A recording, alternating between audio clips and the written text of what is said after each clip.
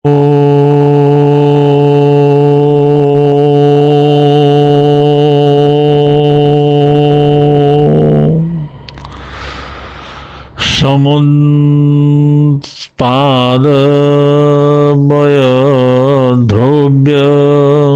लक्षणं क्षीणकल्मषा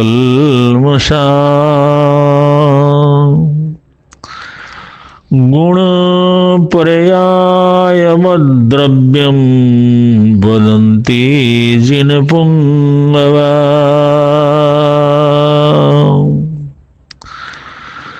द्रव्यस्य स्यात् समुत्पाद चेतनस्येतरस्य च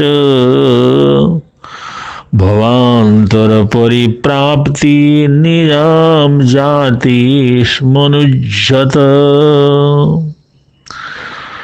स्वजातेरविरोधेन द्रव्यस्य द्विविधास्यै विगम पूर्वभावस्य व्यय इत्यभिधीयते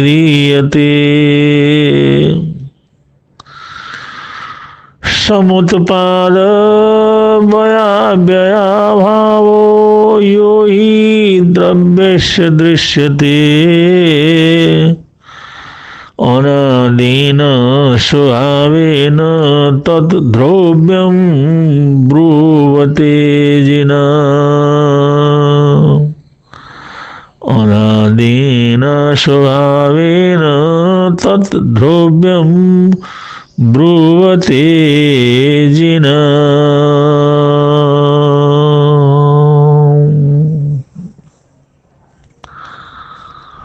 असंभवं हेम मृगस्य जन्म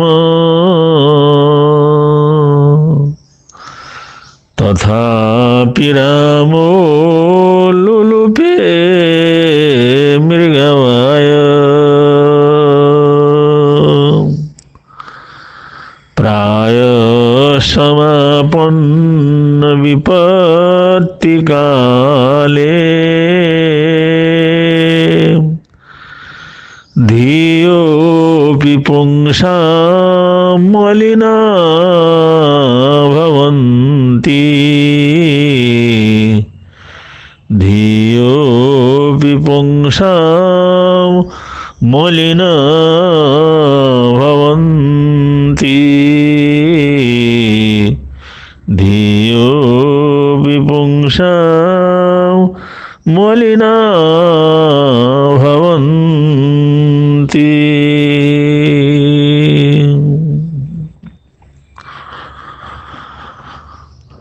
बहुत ही श्रेष्ठ संदेश है।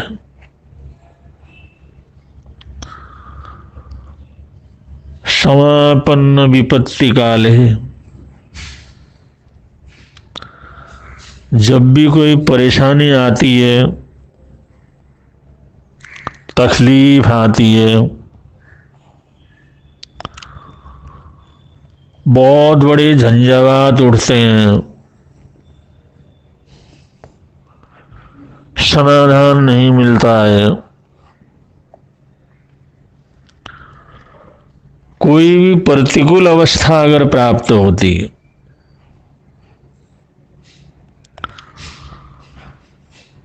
जिसे विपत्ति काल कहा जा सकता है। विपत्ति काल मानसिक भी हो सकते हैं, शारीरिक भी हो सकते हैं,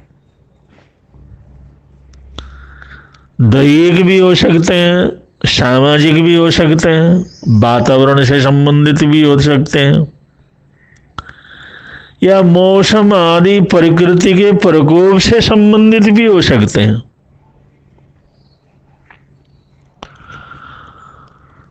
लेकिन हर व्यक्ति को विपत्ति काल का सामना करना ही पड़ता है। ऐसे विपत्ति कालों में, ऐसी परेशानियों के समय में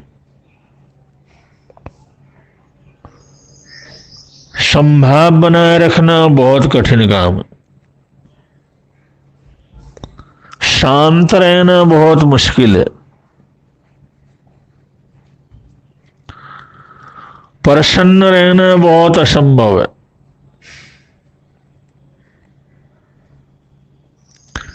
अगर कोई व्यक्ति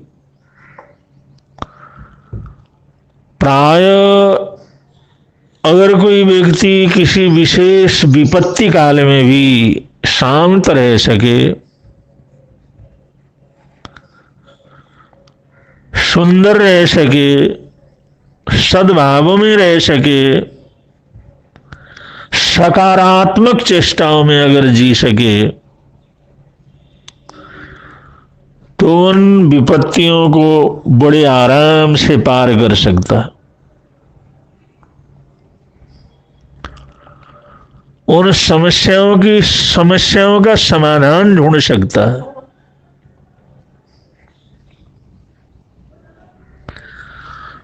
मानसिक रूप से भी परम शांति का अनुभव कर सकता है, स्वयं पर कल्याण का मार्ग प्रशस्त कर सकता है।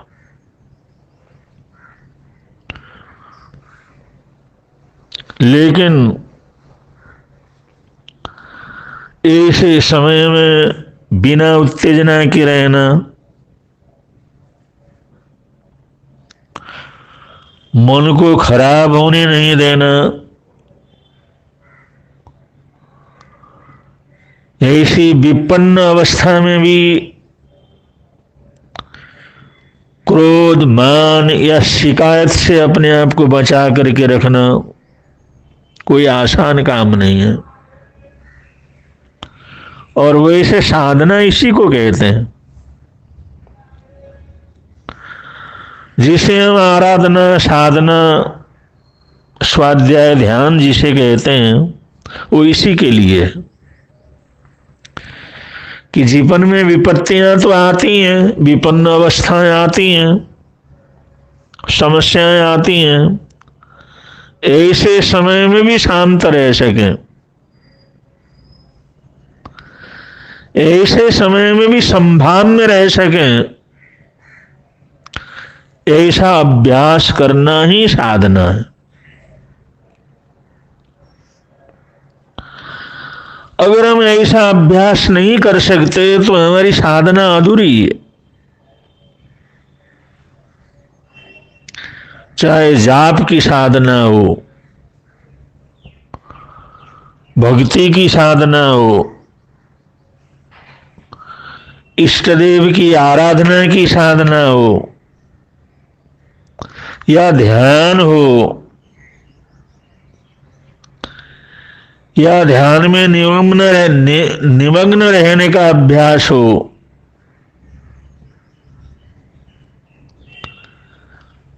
ऐसी कोई भी साधना, किसी भी तरह की उपासना अगर हम करते हैं, हम उपासक हैं, साधक हैं, कोई न कोई साधना जीवन के अंदर करते हैं, तो हमारा ये कर्तव्य है वो साधना में जैसी स्थिरता हम बना करके रखते हैं, विपत्ति के समय में भी ऐसी स्थिरता बना करके रखें। परेशानी आने पर भी हम प्रसन्न रह सके, मुसीबत आने पर भी हम संभाव में या सकारात्मकता में जी सकें, ऐसा अभ्यास करना। और ये हमारा अभ्यास कुछ आगे बढ़ा या नहीं बढ़ा, इसको देखने के लिए ट्रायल भी करते रहना, प्रयोग भी करते रहना।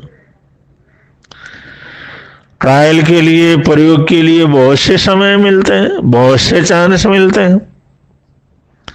गर्मी का चांस है, सर्दी का चांस है, डांस मच्छरों का चांस है, भूख का चांस है, प्यास लगने का चांस है। ऐसे बहुत से चांस हमारे को मिलते हैं जहां पर हम अपनी परीक्षा करके देख सकते हैं कि हमारे जीवन में साधना आगे बढ़ी है? क्या साधक की कोटि की तरफ हमारी यात्रा प्रारंभ हो गई है? क्या हम कुछ क्षणों के लिए भी शांत रह सकते हैं?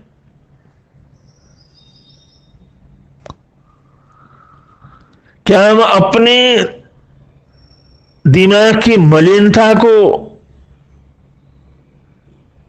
दूर रख सकते हैं?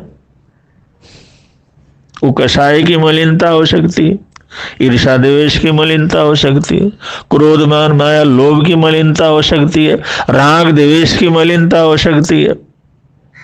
किसी भी प्रकार की जो मलिनता है, जो मानसिक है, क्या उस मानसिक मलिनता को हम हर परिस्थिति में रोक सकते हैं? कितने देर रोक सकते हैं? ये साधना करने को, इसका ट्रायल करने की जरूरत है, अभ्यास करने की जरूरत है, प्रयोग करने की जरूरत है, और स्वयं देखने की आवश्यकता है कि हम साधना पथ के ऊपर आगे बढ़ रहे हैं।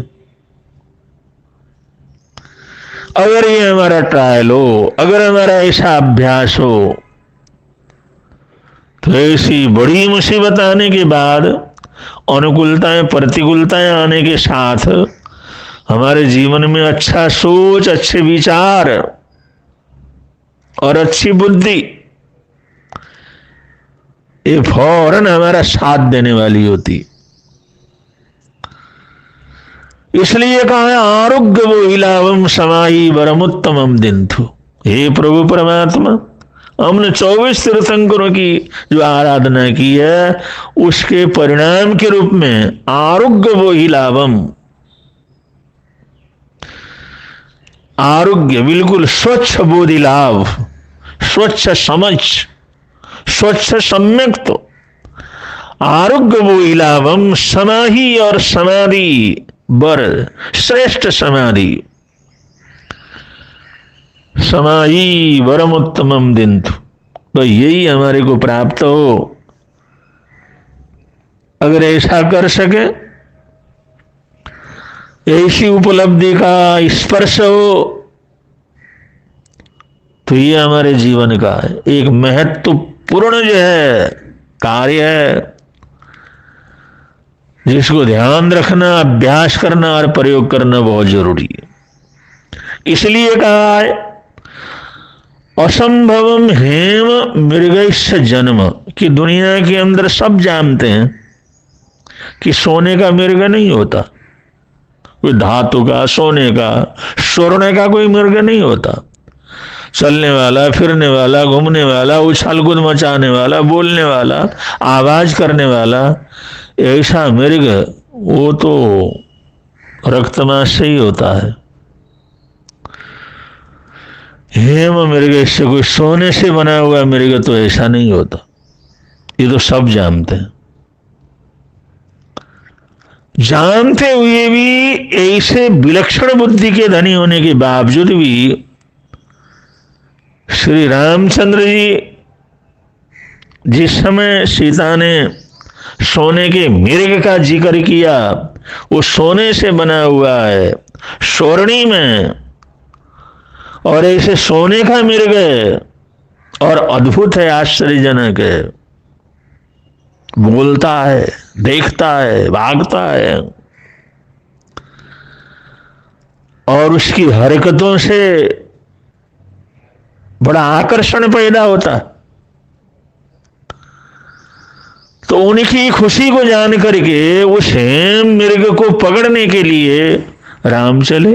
तथापि राम हो लोलुपे मृग आया, वो भी जो है सुन सुन करके उस मृग को ग्रहण करने की भावना उनके मन के अंदर पैदा हो गई, जबकि वो नहीं जानते हैं, ऐसा नहीं है।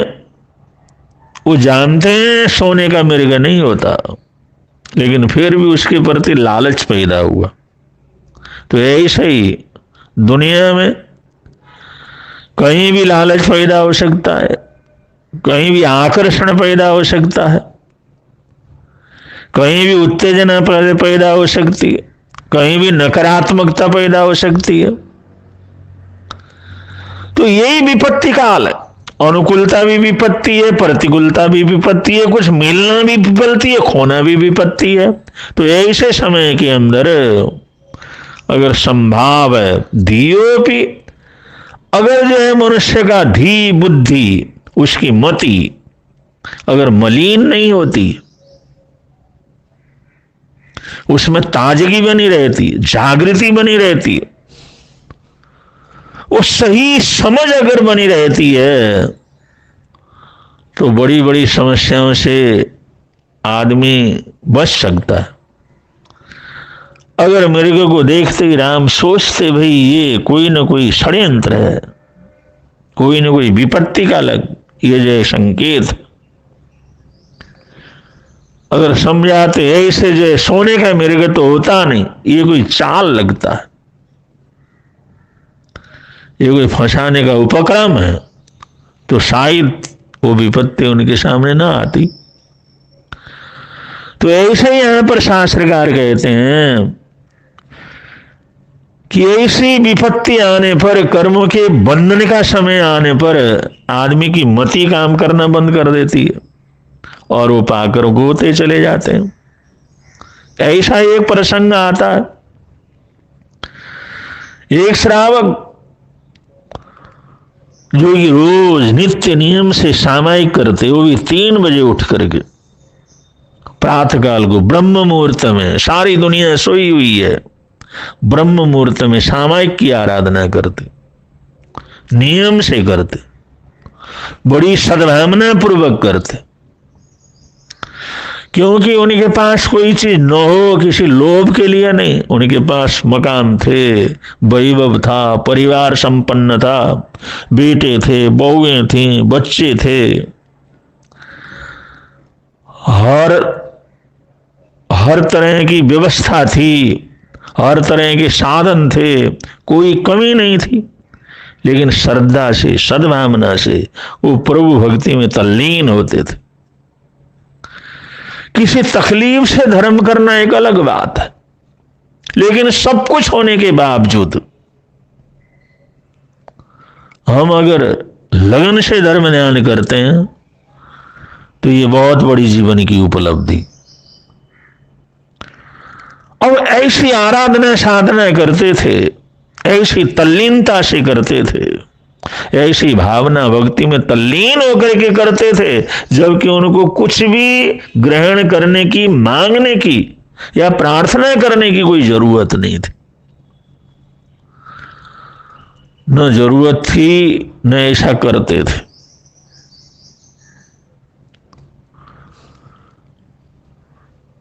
एक दिन ऐसी साधना करते हुए जब बैठते थे अपनी साधना में, ध्यान मुद्रा में, उस समय प्रकाश हुआ। जिस समय प्रकाश हुआ उन्होंने देखा एक अनन्य सुंदरी वहां पर खड़ी। उन्हें पूछा कौन? उस अद्भुत सौंदर्य को धारण करने वाली स्त्री वो बोली, मैं तुम्हारे घर की गृह लक्ष्मी हूं, तुम्हारे घर की लक्ष्मी हूं मैं। श्रावक ने बड़े आदर और सत्कार और सम्मान के साथ उनको नमस्कार किया, आदर किया। मां, धन्य हो गया, आपने दर्शन दिए और इतने प्रत्यक्ष दर्शन दिए। मेरा तो अहो भाग्य है, अहो भाग्य है, आपने दर्शन दिए। लेकिन लक्ष्मी ने कहा नहीं, मैं तुम्हारे घर को छोड़ करके जा रही, बहुत समय हुआ मेरे को यहां रहते हुए, इसको छोड़ करके जा रही। अब श्रावक पहले इतनी खुशी प्रसन्नता का वातावरण, उसके साथ साथ एकदम लक्ष्मी के जाने का शब्द, लेकिन वो घबराए नहीं, उत्तेजित हुए नहीं, परेशान नहीं हुए। उन्होंने कहा मां, हमारी कोई गलती? उन्होंने कहा नहीं, कोई हमारी कोई अभिनय आशा तो ना, ऐसा भी नहीं। फिर मैंने कहा तुम्हारा समय ऐसा आया, समय ऐसा पाप कर्म का उदय आया है, मैं चाह करके भी नहीं रह सकते। उन्होंने कहा कोई उपक्रम बताइए, कोई साधन बताइए, कोई रास्ता बतलाइए जिससे कि आप यहां पर आराम से ठहर सकें। लक्ष्मी ने कहा नहीं, अब यहां रहने की कोई स्थिति नहीं है, तुम्हारे कर्म उदय ऐसे हैं, अब हम यहां पर नहीं रह सकते, हमारे को तो जाना ही होगा। तो श्रावक बड़ी शांति से उस बात को सुन रहे थे। उनको एकदम ध्यान आ गया, कोई देवी देवताओं के दर्शन जो होते हैं वो खाली नहीं जाते, उनको कुछ ना कुछ देना होता है, वरदान देना होता है, वचन देने होते हैं। उन्हें सुना हुआ था, वो एकदम ध्यान में आया। उन्हें कहा मैं ठीक है, आप जा रही हैं, लेकिन आप देव दर्शन के बाद, देव दर्शन जो होते हैं तो कुछ ना कुछ तो देते हैं, कोई ना कोई वचन तो देते ही हैं। देवी ने कहा एक वरदान मांग लो, मुझे छोड़ करके एक वरदान मांग लो।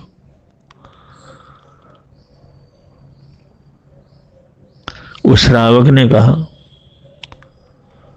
कि मां बस मुझे एक वरदान यही चाहिए, आपके वचन यही चाहिए। आप जा रही हैं तो आप जा रही हैं तो ये सारा वैभव, ये सारे सुख, ये सारे साधन, ये लक्ष्मी, ये सब कुछ मेरे पास है, ये तो सब कुछ जाने वाली है। जब आत्मा ही नहीं रहेगी तो ये सब साधन मेरे पास रहने वाले नहीं। आप जा रही हैं, आपने एक वचन देने की बात कही है, मैं धन दौलत नहीं मांगता, मान सम्मान नहीं मांगता, बस मेरी एक भावना है, मेरी प्रार्थना कि आप जा रही हैं तो जाते जाते मैं सिर्फ इतना चाहता हूं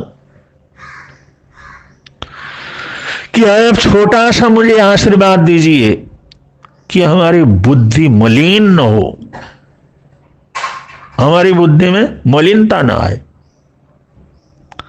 हमारी बुद्धि मलिन न हो और हम उत्तेजित और क्रोधित न हो,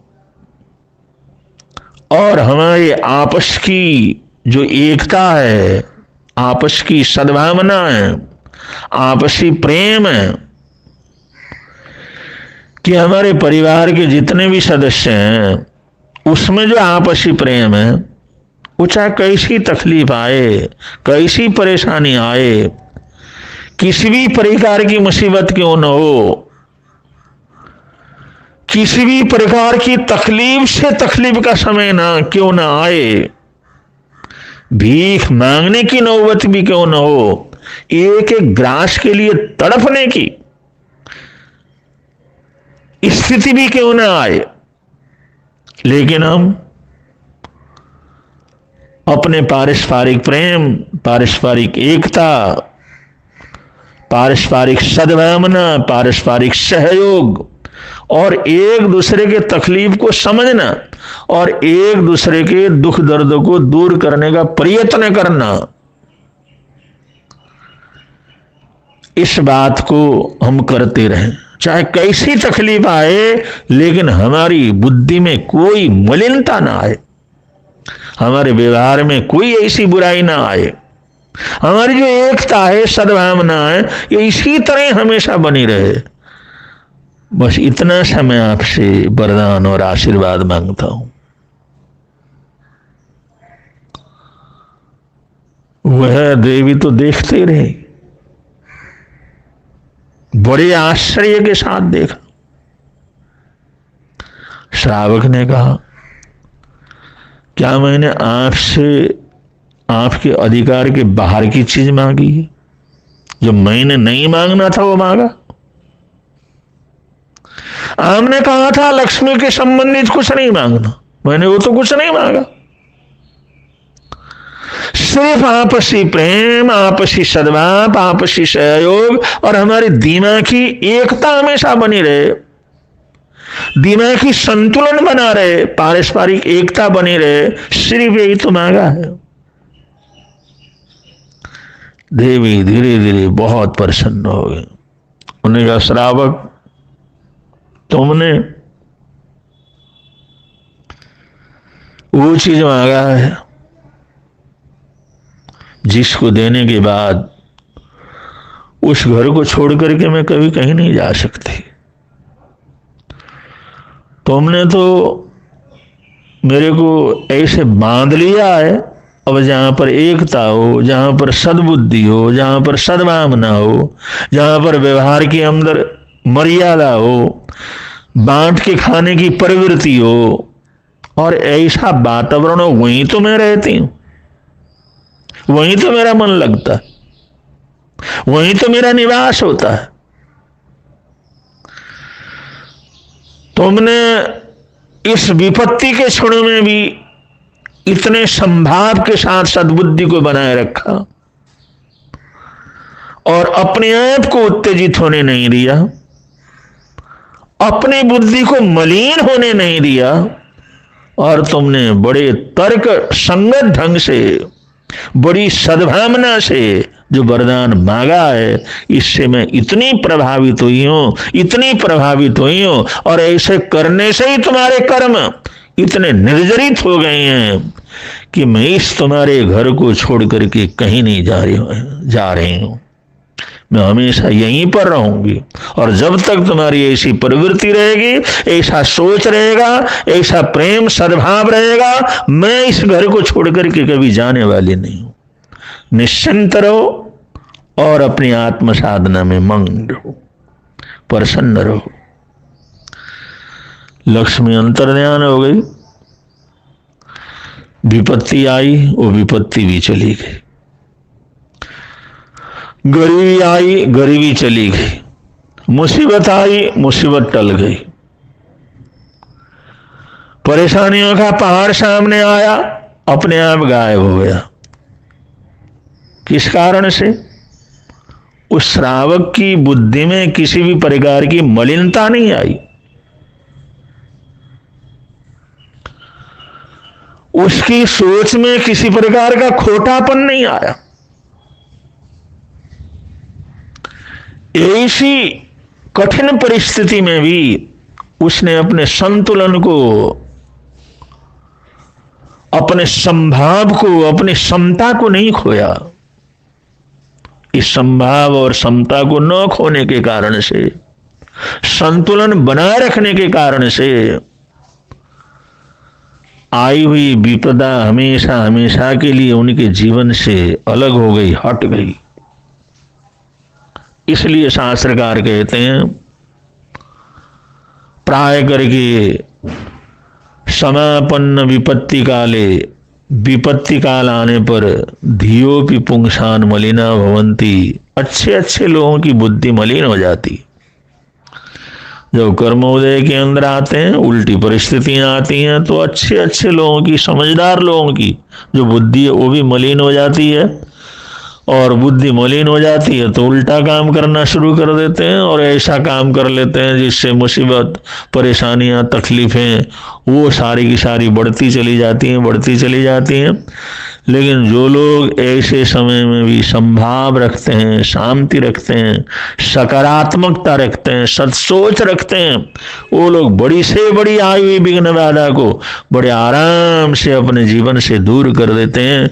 इसलिए कैसी भी परिस्थिति आए, कैसी भी स्थिति आए, उसमें हम संभाव रख सकें, इसके लिए रोज हमारे को अभ्यास करना है।